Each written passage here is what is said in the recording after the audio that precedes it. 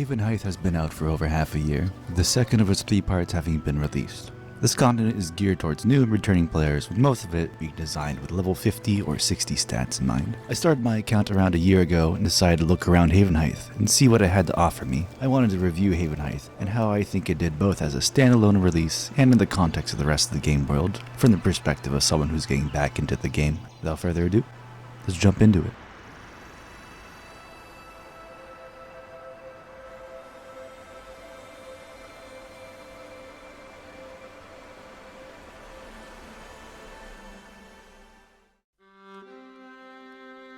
A TLDR, I think Havenhythe as it is gets a B overall. There's a lot to like here, but there's a lot of buts that drag it down from getting to a solid A experience. Havenhythe comes off the back of the road to restoration, the current plan to, quote, bring RuneScape back to its roots. Where many updates on this roadmap are meant to rework or remaster older content, such as dungeoneering, Havenhythe is new content meant to feel more grounded in the grind of RuneScape.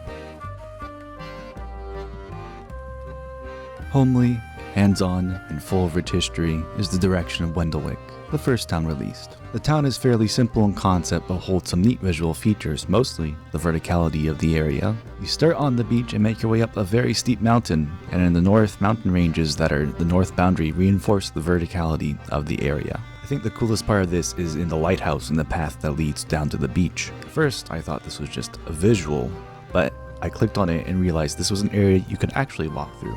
Really cool. There is this bridge at the tavern that crosses over, but it's on a different layer so you can't cross it with one click. It's still a pretty neat visual. Emberfell is the second town alongside part 2 of the area. Here is where the area really makes a visual footprint, where everything evokes autumn. The earthy copper hues of the grass and trees alongside pumpkins and corn in the farms feels very grounded while having a tone not found anywhere on the mainland. The closest comparison would be Draenor Village, but with its giant lake and wood cabins, Emberfell holds a clear distinction. I actually wish that this was the first area we visited, since it's so visually distinct, while still keeping that groundedness. Havenhythe is a 3-part plan where, with each update, the area is supposed to grow darker to reflect the story, and maybe the third area will help reinforce their plan. But this area as a whole was designed as a new first impression of people, and I feel that Emberfell would have been a more impactful showcase of what modern RuneScape can be. While the third part is supposed to include an endgame boss, the first part came with 2 early game bosses alongside a hefty chunk of hunter content, alongside a level cap increase from 99 to 110 hunter. The hunter content is available right away, only the first quest is needed to access any of it. The main questline of Havenhythe revolves around the Sanguine Plague, the terrifying disease that spreads and affects via blood until it consumes all around it, as shown by the Silver Quill boss. Meet the vampire Anya, who tags along with you to combat the disease. It's worth noting that vampires already have an existing questline with the Myarchy series where, spoiler, you visit Vampirium for a bit, but that story revolves around the vampires and Mistlin. This questline is independent of that, at least for now. I wouldn't be surprised if later on that there was a questline that connected Mauritania with Havenhythe, especially since the two share common history and the lore scattered about.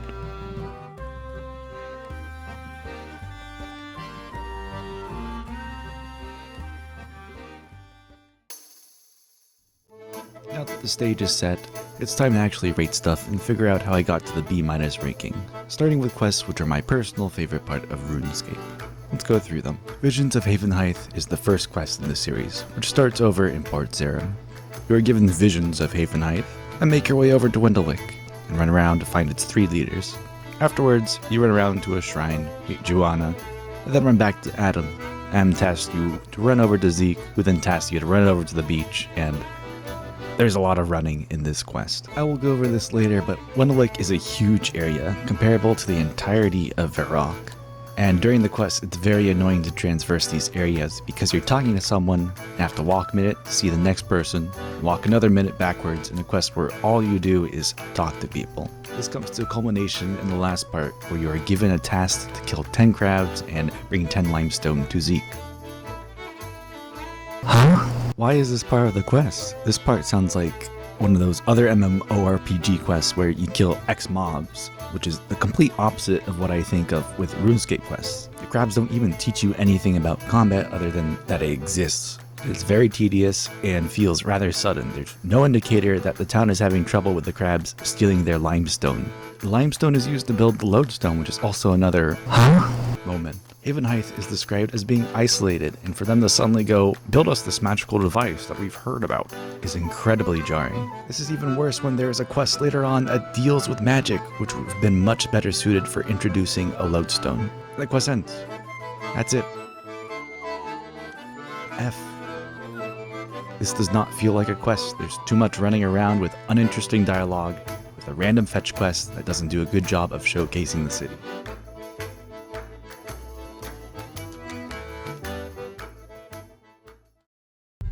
Hearts of Sanguine is the second of the Sanguine series, although this is where the Sanguine part actually starts. You're asked to help investigate unusual activities and head out to find people who can help you. Afterwards, you find clues that lead you to a cave, which introduces the Sanguine Plague to you. You almost succumb to it if not for Anya, the main protagonist of the questline, who breaks your connection to the heart inside the cave. You are then tasked with creating two things, an anti-sanguine potion and a Haven silver weapon. These require a bit of exploration and another fetch quest, although this one is much more naturally integrated since everything you need to get it is right where you are. You then face off against the final boss of this quest, which is less of a boss and more of a tutorial for the Dreadhog boss, which is unlocked right after finishing the quest. You talk to Adam and wrap up your unusual activities and the quest is complete. The only qualm I really have with this quest is about the potion you make. After the quest, you're able to make the anti-sanguine potion, but the ingredients are entirely different than the ones you used in the quest, which confused me the first time I tried to make it later. I'm not sure why they're different, and it would really help if you needed a Marintel to make the potion needed during the quest, since that's what's needed to make a potion afterwards. The XP rewards are negligible, but the quest is technically free to play, so I can see why they're on the lower side. A-. Honestly, a solid quest. Just make the potion match the one in the quest, so maybe olive oil becomes Marintel oil, and it would be an easy A.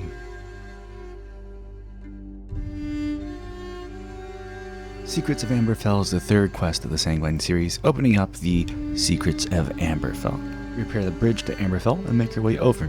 There you meet the residents, who are less than happy to see you there. They're currently worried about the spreading plague, with barricades posted around to keep anyone or anything out. Overall, being spoiler-free, this quest is similar to Hearts of Sanguine, but with a heavier focus on combat and progresses the story further. Rewards are much nicer, giving a hefty chunk of XP to several skills they use during the quest. Hey, solid quest I recommend doing for yourself. I don't want to spoil it. Go do this.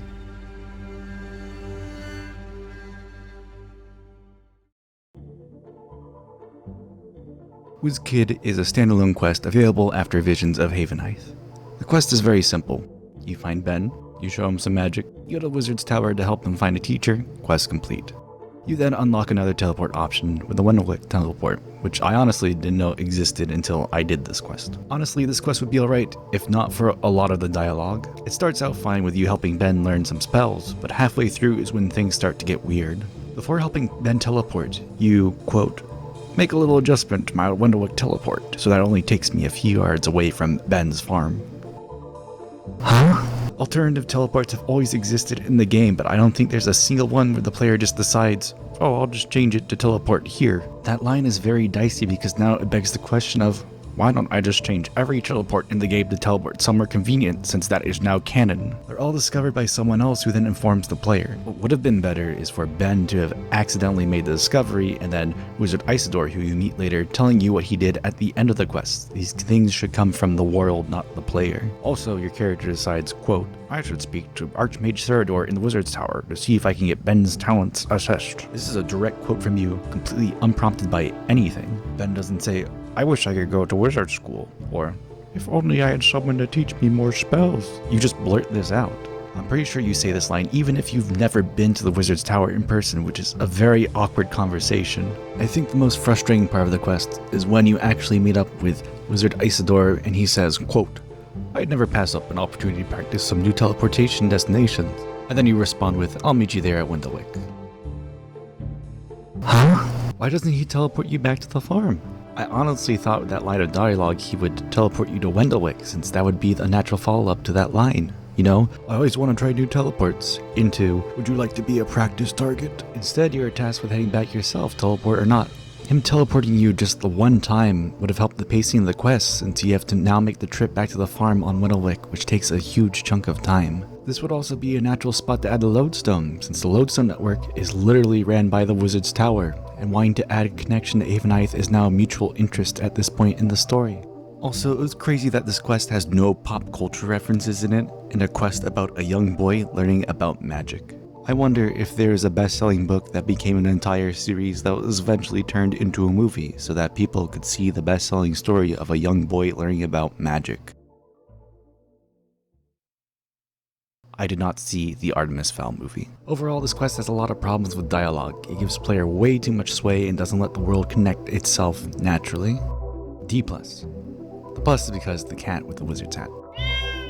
There's a lot both dialogue-wise and mechanically that I think needs to change for this quest to be any good.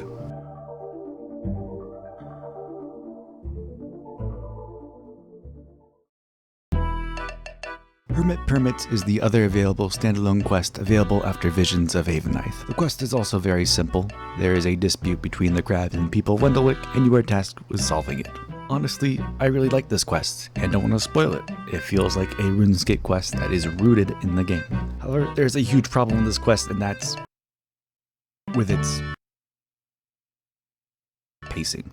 While the dialogue is very snappy, the pacing is anything but. Early on in the quest, the pacing works well, but then you have to run around everywhere in Wendlewick, and this is when the size of Wendlewick really works against it. They try to alleviate this with the canoe transportation, which you can use during the quest, but even if you do that, there's still so much dead space between conversations that it completely destroys the flow of the quest. I'm gonna do the thing.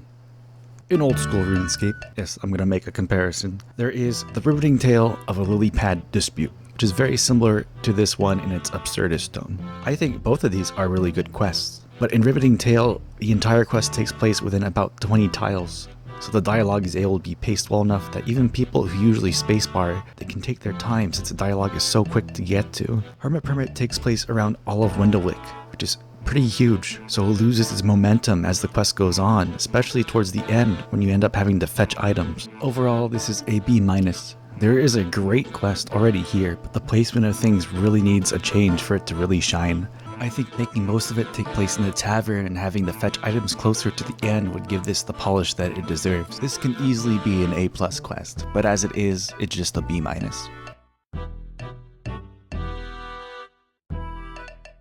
Overall, the main questline is solid and pulls me into Havenhythe, but these side quests really drag me out of it. There's just too many awkward moments, and it makes them really long and tedious to complete. Overall, I think the quests here get a C-, and that's because of something that isn't mentioned, which is the World Guardian title. Unlike most quests, characters refer to you as your name and not as the World Guardian. This makes it a really nice return point since this acts in isolation of the timeline that exists in the mainland, so you can jump into these quests without having to worry about breaking the timeline.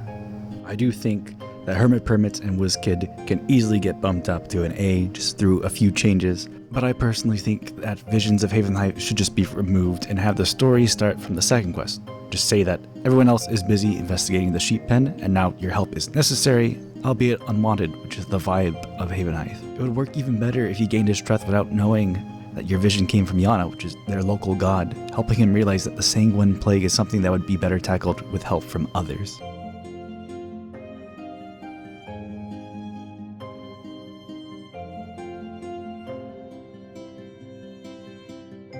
Havenhythe introduced several new skilling methods, mainly revolving around Hunter, and a couple new bosses, one of which is even a free-to-play boss.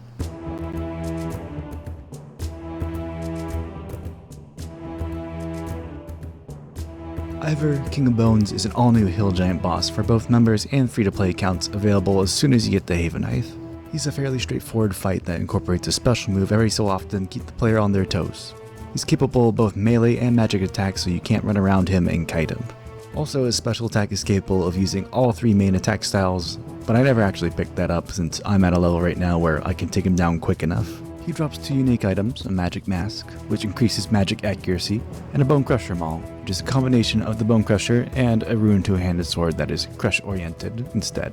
Both of these items are really good for early accounts, both free-to-play and members alike. On top of these, he drops a special bone each kill that gives a whopping 400 prayer XP when you bury it. You can't use it on altars to increase the XP, but it's an incredibly good training method. My only complaint is the voice acting. Stop cheating! I think it works in serious quests, but I don't like it in the sillier types of things. That's just my opinion though, and if you like it, that's fine too. There's an option to turn it off. This boss for me is an A-. If you don't mind or like the voice acting, this is a solid A or even an A+.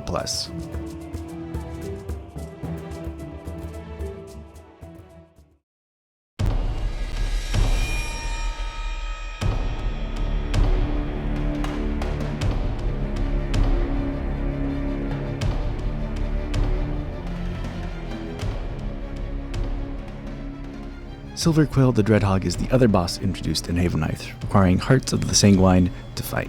Like Ivor, she's a fairly simple boss, but she ups the difficulty in every way. She's tankier, does good damage, and even reflects damage if you stand next to her, putting you at odds with her stab weakness. Her special attack is a bit faster, and she's able to regenerate health at certain points in the fight. She's a fairly difficult and challenging boss for lower level players and requires good preparation to take on. Unfortunately, her drops are not so good at the moment. She's the only way to farm materials for Haven Silver Bolts, which aren't a particular side grade over their counterpart, Diamond Bolts. Haven Silver does full damage to sanguine creatures, of which there's only one in the game as of now, but it's easy to assume that more will be released in the future and really give these bolts a chance to shine. She's a B+. It's only her lackluster loot table that brings this down, but just like the Sanguine Plague, she only needs to bide her time before she takes over the entirety of Havenhythe.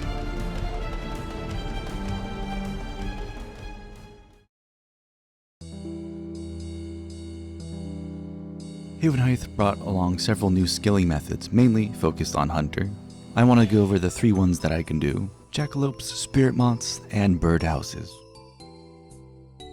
Jackalopes are a reused trading method unlocked at level 32 Hunter, using rabbit snares from the Eagle's Peak quest released all the way back in 2006. That was 2 decades ago. Same year as High School Musical, for those of you with a refined taste in cinema. Sorry, but I had to put that in there. It functions the same where you flesh out jackalopes and you need a sub-snares to catch them. The method of hunting has changed where only a teasing stick is needed to flesh out the rabbits though. Ferrets on the other hand are updated so that using them flushes out multiple rabbits at the same time rather than the one is done for the past 20 years. Doing this with a teasing stick really makes it feel like it's 20 years old, like how we used to have leaded gasoline type of old. But the ferret? That's kind of bonkers. I remember seeing somewhere that it doubles the rabbits, but that was a complete lie. You can catch as many as you can trap. And you even have a new summoning familiar that helps with archaeology, so this is something worth doing at any bracket. I honestly thought I was gonna hate this method, but I ended up actually loving it. This is the definition of content revival for me, taking dead content and breathing brand new life into it. A+. I love how the crappy old way still exists with the teasing stick, but they gave you a good reason to use ferrets, and I would love this type of update with all of the old hunter methods. Please keep doing these.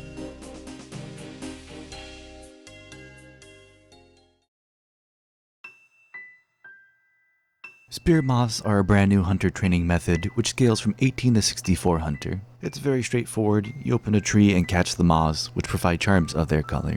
You're able to barehand catch them at 85 Hunter with 80 Agility, which will provide Agility XP at the cost of the overall amount of charms you receive. There's not much to talk about here, but like I've said before, the area you have to run around in is really big. There is one shortcut you can incorporate into your route, but overall you just kinda run around. This is awkwardly alright content. It feels like the definition of a B to me. It's fine and has a good niche, but there isn't a lot of depth of how to engage with it. I think it would be interesting if some sort of sanguine monster could spawn and you'd have to use Hunter to deal with it to protect the moths, but that might be adding too much to this method.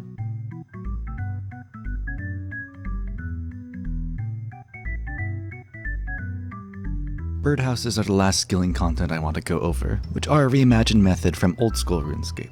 In old school, these are a very infamous training method, which are slated to be nerfed again after the 6 years they've been around. In old school, birdhouses are basically farming for Hunter. You set a birdhouse, wait an hour, and then can loot it for bird nest and a bunch of Hunter XP. It is the most efficient method to level, and they even released a graph showing that it makes up about 80% of the player's XP to level 80, which is an insane number considering how many methods technically exist. When these were first announced for Havenhythe, I was very worried because of how strong they are and that they would be an hourly chore to train for Hunter effectively. I was happily proven wrong. They had the same framework as old school's version: build a birdhouse, wait, then loot. but the timer is only on a few minutes instead of a full hour. That means to do this efficiently, you need to actively run around and reset your birdhouses. The XP is scaled with this as well, so these are a great method if you need bird nests or tree seeds. Also, if you're wondering why I'm dropping everything, it's because I play as an unofficial Ultimate Iron Man, so I can't bank any of the nests, so I just keep the seeds. Sorry for all of you grinding for Ceradomin Brews. A+, a solid retooling of content from old school. Overall, I think the skilling content is great. There's nothing here that I think is bad, and they all have a purpose for existing. I've not done Big Game Hunter or Chinchampas that they've added, but I wouldn't be surprised if they're just as good. A overall, and this is with me going over not even half of what they added. I'm really looking forward to what I'll unlock here in the future.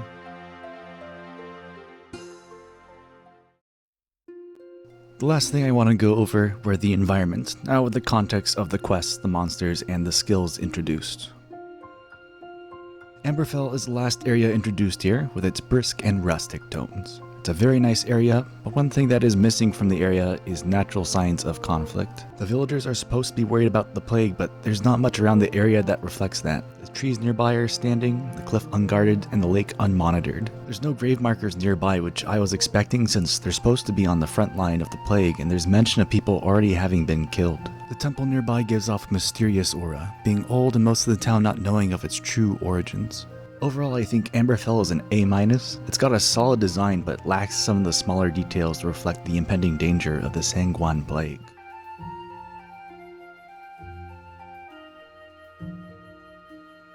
Hollow Hill is the mountainous area to the north, ruled over by the hill giants that live there. There's some ruins on the top of the mountain where there's an archaeology site that explains some of the history of the area. Underneath the mountains is the Big Game Hunter area. The path leads to their city, but it is inaccessible for right now. I don't think we've seen a city of hill giants yet, so that's an exciting city to explore in the future. Hill giants were also given a visual rework, which are a mixed bag for me. I think the problem is that they don't really feel giant. Like, a lot of these guys could drive at F-150 in a Walmart parking lot, and it wouldn't be that far-fetched. If they were a bit taller and rougher in design, they would feel more giant and less like big humans. Overall, this is a B-. Make the hill giants more giant.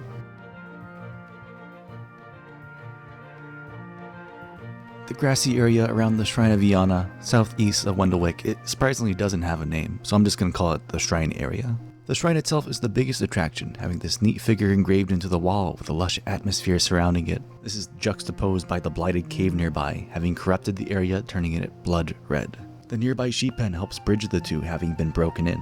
However, the trees nearby are lush and untouched, and the land across the river is unharmed as well. There's no rangers guarding the area, which would have been a nice touch after finishing Hearts of the Sanguine. The Sanguine crawlers here are super creepy. They make a great introduction to the Sanguine Plague in their design. It's a shame that Part 2 didn't introduce another creature with this design. Anya also lives in this area, just chilling in her tent. I like her design. She has a bold yet simple color palette that isn't too complicated, while having nice details in the fabric itself. It's a good balance that I think fits modern RuneScape well. Overall, this area is an A. I wish there was a bit more in the environment around the Blighted Cave, but I wouldn't knock it down a grade as is.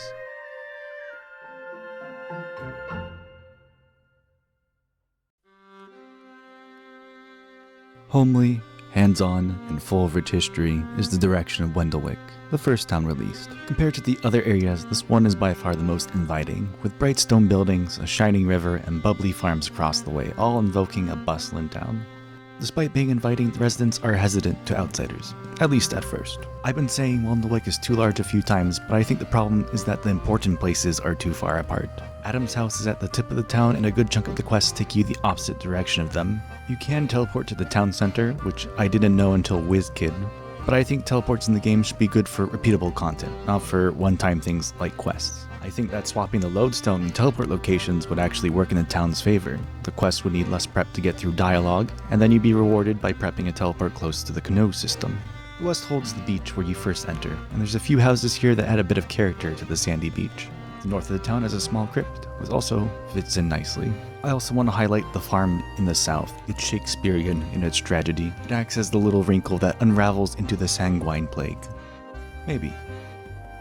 It's not connected, but the farm here is a nice touch. A- overall, it's a good first impression, but the locations at key points are a bit larger than what I would like.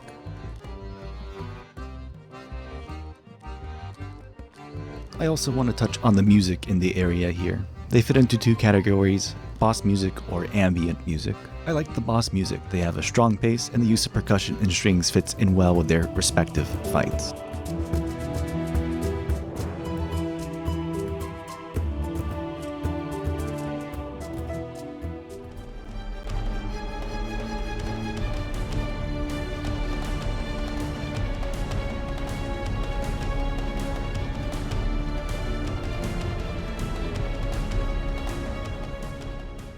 The ambient music is very echoey, just being there.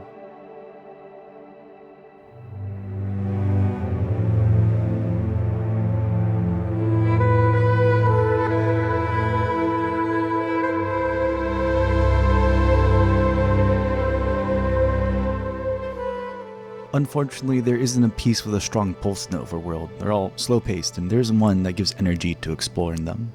Emberfell added a couple tracks too, but I'm not a big fan of them personally.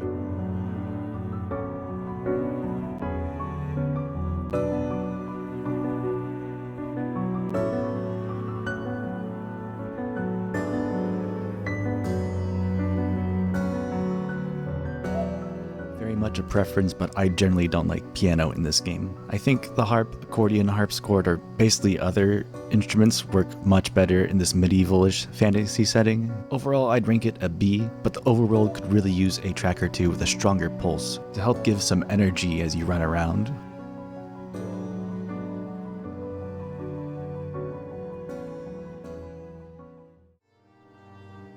Overall, I think Havenhythe is a B.